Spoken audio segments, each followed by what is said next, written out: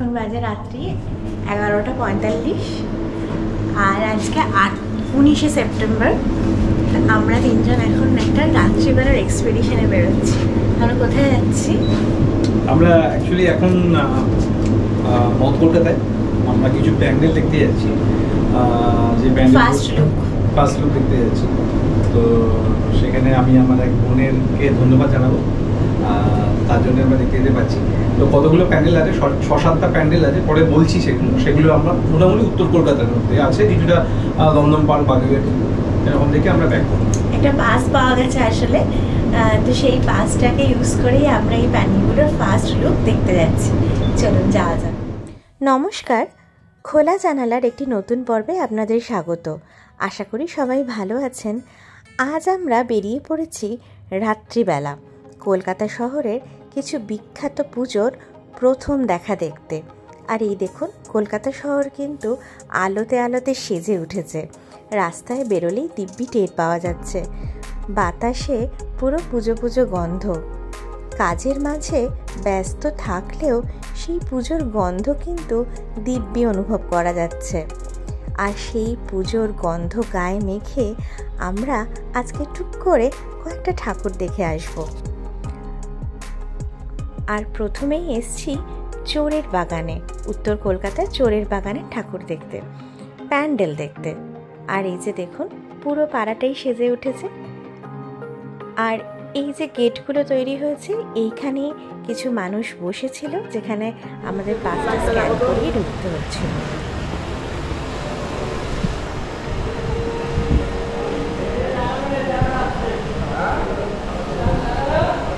ভালোই আছে। তাহলে ওই লাইটটাকে ঠাকুরের মুখের দিকে নয়, হাতের দিকে, এই হাতের দিকে দিচ্ছে। হ্যাঁ, বেশি হয়ে যাচ্ছে, বেশি হয়ে যাচ্ছে।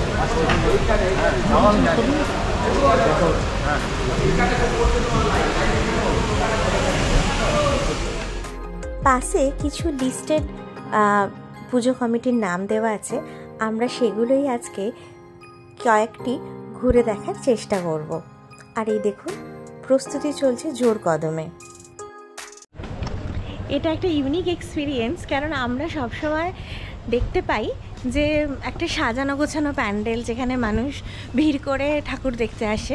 কিন্তু আজকে আমরা দেখতে পাচ্ছি যে সেই প্যান্ডেলগুলো তৈরি করার পিছনে মানুষজনের কত পরিশ্রম থাকে। মাঝরাত্রি অবধি মানুষ কত পরিশ্রম করে এই প্যান্ডেলগুলো তৈরি করছে। এখানে সবাই, যারা কর্মকর্তা আছে তারা জেগে আছে, এবং যারা এত পরিশ্রম করে এই প্যান্ডেলগুলো বানাচ্ছেন তারাও সারা রাত্রি জেগে কাজ করছেন। মানে এই যে কলকাতার পুজো, তার পিছনে কত মানুষের যে কত পরিশ্রম থাকে, আমরা তার রেজাল্টটা দেখতে পাই, কিন্তু তার পিছনের এফার্টগুলো আমরা সত্যিই জানতে পারি না। এইটা কিন্তু একটা দারুণ সুযোগ আমরা পেলাম আজকে সেইটা দেখার জন্য। সাজানো গোছানো শহরের পথ দিয়ে আমরা এবার চলেছি আমাদের পরের গন্তব্যে। আর পরের গন্তব্য হাতিবাগানের কাছে কাশী বসলেন, যেখানে গিয়ে আমরাই থমকে গিয়েছি সেখানকার মানুষদের পারফরমেন্স দেখে।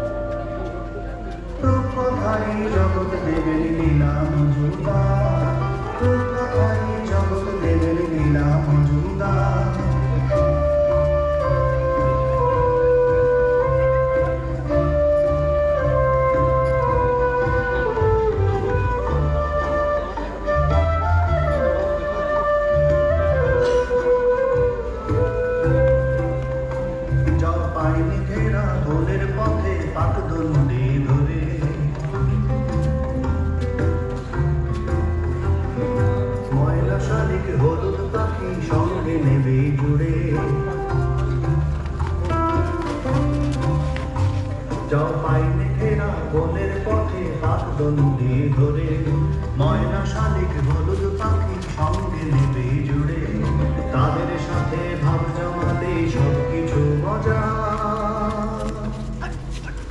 ভালোবাসার দূর করে দিলাম মজুদার, ভালোবাসার দূর করে দিলাম মজুদার।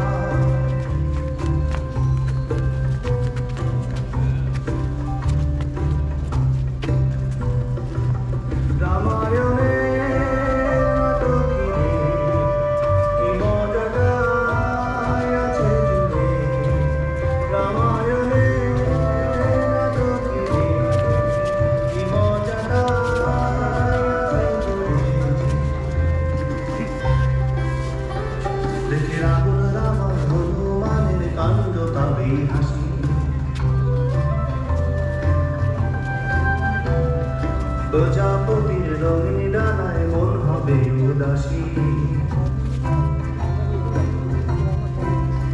দেখে রাবণ রামার হনুমানের কাণ্ড পাবি হাসি প্রজাপতির রঙিন ডানায় মন হবে উদাসী সবার সাথে চলে বছরের গাড়ি মজা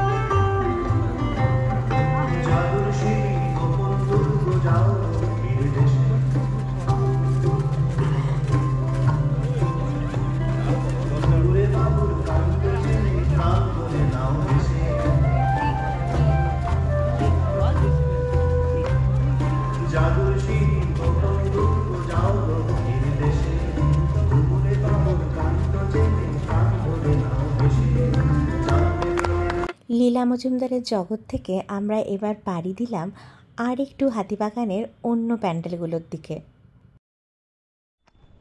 এখন রাত্রে 1টা বাজে, কিন্তু রাস্তা দেখে তো বোঝা যাচ্ছে না, আমাদের মতন প্রচুর লোক এসছে। আমরা আছি এখন হাতিবাগানে। কোথাকার ঠাকুর দেখতে এসছি আমরা? হাতিবাগান সার্বজনীন। হাতিবাগান সার্বজনীন অ্যাজ ইউজুয়াল প্রচুর লোকজন এখানে। অথঘাট কথা।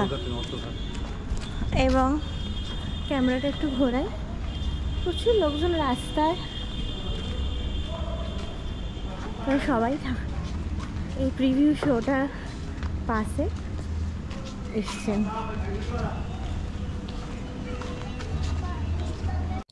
বিভিন্ন নদীর ঘাটকে কিভাবে ছবি আঁকার মধ্যে এবং হাতের কাজের মাধ্যমে তুলে ধরা যায় তা এখানে এসে বুঝলাম। এই প্যান্ডেলের থিম হলো অথঘাট কথা, এবং এখানকার যে দুর্গা প্রতিমা সেটিও ঘাটের সামনে যে মূর্তি সাধারণত দেখতে পাওয়া যায় সেই মূর্তির সাথে খুব মিল সেই প্রতিমার। এবং এখানে এসে কাজ করেছেন সুদূর ফ্রান্স থেকে আসা এক শিল্পী। সত্যি কোথাও না কোথাও শিল্পীর ভাবনা চিন্তা কিভাবে মিলে যায়।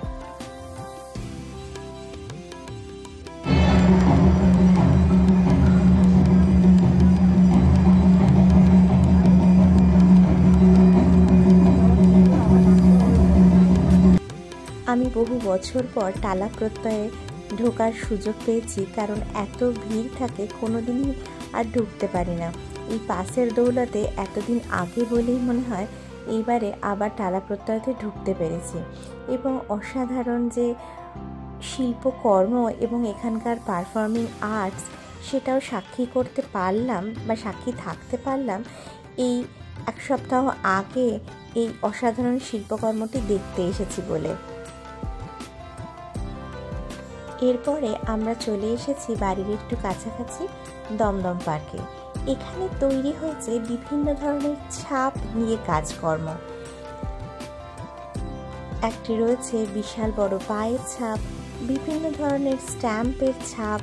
এই যে এটি হলো পায়ের ছাপ। বিভিন্ন ধরনের ছাপ নিয়ে কাজকর্ম। মানুষজন যে কত রকম ভাবনা চিন্তা করে একটি প্যান্ডেল তৈরি করে, বা দুর্গাপুজোর পিছনেও যে মানুষের কত ভাবনা চিন্তা কাজ করে, সেটি বোঝার জন্যই আমাদের এই প্যান্ডেলগুলো ঘুরে দেখতে হয়।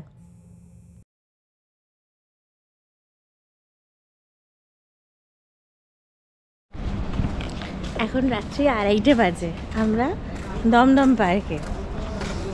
এবং পুরো কলকাতা শহরে, অন্তত উত্তর কলকাতায় আজকে আমরা মোটামুটি ঘুরছি, পুরো শহর জুড়েই কিন্তু কাজ চলছে এবং লোকজন পুরো 2:30, হ্যাঁ সেটাই তো বললাম, প্রচুর লোকজন জেগে জেগে সাধারণ মানুষের জন্য প্রতিমা তৈরি করছে। সব শেষ মুহূর্তের প্রস্তুতি চলছে কলকাতা জুড়ে। তোমার এখনো গুগল ম্যাপ চলছে, তো তুই কি বলছিলিস বল। আমি বলছিলাম যে এখনকার দিনে প্যান্ডেল আর শুধু দুর্গা ঠাকুর আসবে আর সেটার জন্য একটা জায়গা না, এখন প্যান্ডেলটা একদম একটা আর্ট গ্যালারির মধ্যে হয়ে গেছে। কলকাতায় নিজে একটা আর্ট গ্যালারি হয়ে গেছে যেখানে প্যান্ডেলগুলো হচ্ছে আর্ট ওয়ার্ক।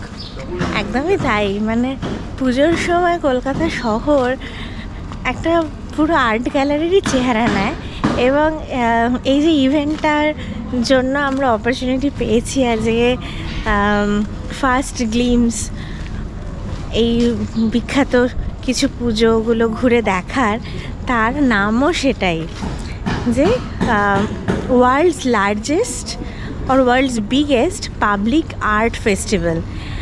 এত বড়, এত সুন্দর public art festival, open to all, সাধারণ মানুষের জন্য খোলা, একটা গোটা শহর যেখানে সেজে উঠছে আর এত সুন্দর করে সেজে উঠছে। এক একটা পুজোর প্যান্ডেল শুধু প্যান্ডেল নয়, এক একটা art work, art gallery rather আমরা বলতে পারি। এটা মানে সত্যি অন্য কোনো ফেস্টিভ্যালে দেখা যায় না, যেটা আমাদের এই দুর্গা পুজোতে দেখতে পাওয়া যায়। এবং সত্যি আমরা খুবই গর্বিত যে আমরা এই জিনিসটার সাক্ষী থাকতে পারি। চলুন এর পরেরটা দেখা যাক।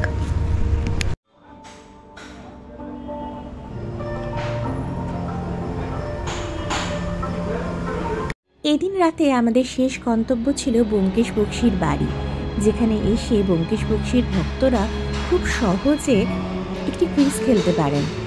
কোন ক্যারেক্টার কোন বইয়ের পাতা থেকে উঠে এসেছে, কোন প্রপসকে কোন বই থেকে নেওয়া হয়েছে, বা কোন সংলাপ কোন বই থেকে তুলে দেওয়ালে পপ আর্টের মাধ্যমে রেখে দেওয়া হয়েছে, সেই সবগুলো যদি আপনাদের একবার ঝালিয়ে নিতে হয় তাহলে অবশ্যই দমদম পার্কের এই পুজো, এই ব্যোমকেশ বক্সীর পাড়াটা আপনাদের ঘুরে যেতে হবে।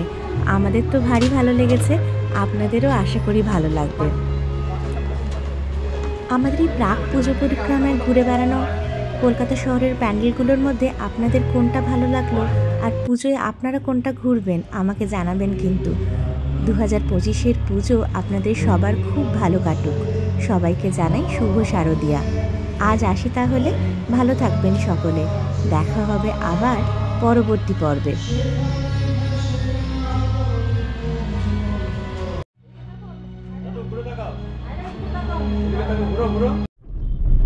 অনেকটা রাত্রি হয়ে গিয়েছে আর আমরা একটা ইউনিক এক্সপিরিয়েন্সের সাক্ষী হয়ে আজকে বাড়ি ফিরছি।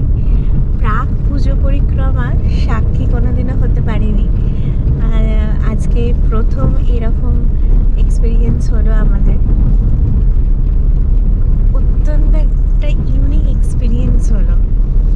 পুজো সবসময় একটা ফিনিশড প্যান্ডেল, ফিনিশড সব কিছু খুব পলিশড সুন্দরভাবে সাজানোই আমরা দেখি, কিন্তু তার পিছনে যে কত পরিশ্রম মানুষ করে, তা সেটি সুন্দরভাবে সাজিয়ে তুলতে কতটা পরিশ্রম মানুষের লাগে সেটি মনে হয় আজকে চোখের সামনে দেখতে পেলাম। হ্যাঁ, বুঝতে হয়তো পারি যে এই জিনিসটা করতে কত ভাবনা চিন্তা, কত দিনের পরিশ্রম লাগে, কিন্তু আজকে সেটা হয়তো চোখের সামনে দেখে এলাম যে মানুষ সত্যি সারা রাত জেগে থাকে এই কাজগুলো করতে। অন্ধকার হয়ে গেছে, আমরা যে রাস্তাটার মধ্যে দিয়ে যাচ্ছি, যাই হোক অত্যন্ত একটা অন্য রকমের অভিজ্ঞতার সাক্ষী হলাম। তুমি কিছু বলবে? না, আমার মানে একটা জিনিস বলা হচ্ছে, মাম্পু যেটা বললো যে দুর্গা পুজোর আর বাবা প্যান্ডেল না, এটা একটা ক্যানভাস মতো হয়ে গেছে, একটা আর্ট ওয়ার্ক। এটা সত্যি, তার পেছনে কত কত দিনের ভাবনা, সেটা শুধু ভাবো।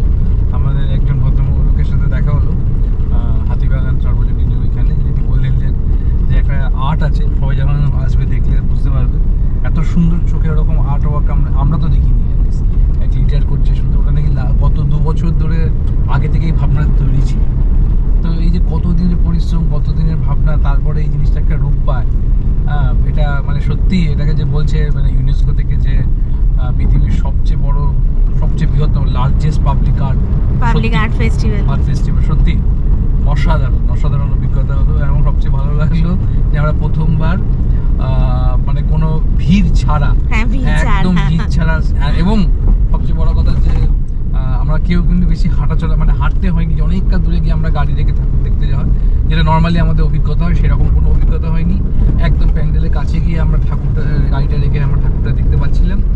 তো গরম লাগছে কেননা একটু প্যান্ডেলের রঙের গন্ধ আছে, এখনো আর্ট ডিরেকশন চলছে, কেননা সবাই মোটামুটি ডিরেকশন দিচ্ছে, এখানে এখনো লাইট হবে, এখানে এখনো রং হবে, একটা জানলা লাগানো বাকি আছে।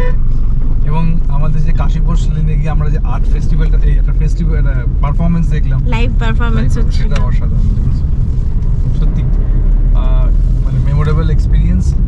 এবার দেখি কালকে আমরা, আর একটা ইচ্ছা আছে কালকে দক্ষিণ কলকাতায় যাওয়ার, দেখা যাক সেটা পাই কিনা।